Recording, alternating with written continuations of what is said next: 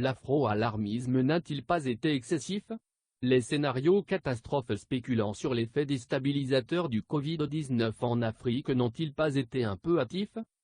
Plus de 11 semaines après son apparition sur le continent, le 14 février en Égypte, le séisme sanitaire tant redouté par de nombreux responsables ne s'est, à ce jour, pas produit.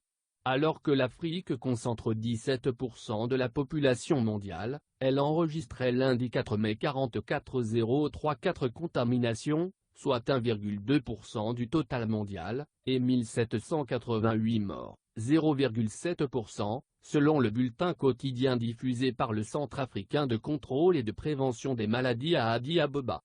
Le continent fait bien meilleure figure que l'Europe ou les États-Unis. Aurait-on péché par excès de catastrophisme?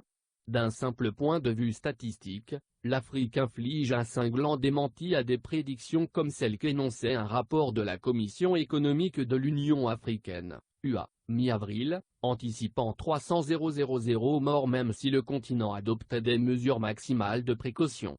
On en est très loin. On apprécie le fait qu'à ce jour l'hécatombe ne s'est pas produite, relève Yaboum, épidémiologiste à Yaoundé et représentant régional d'Épicentre, la branche recherche et épidémiologie de Médecins sans frontières, MSF.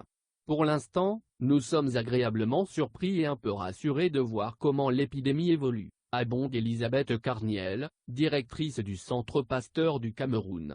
L'Afrique ne connaît pas, en tout cas pour l'instant, l'explosion qui avait été prédite sur la base de modèles en vigueur en Europe.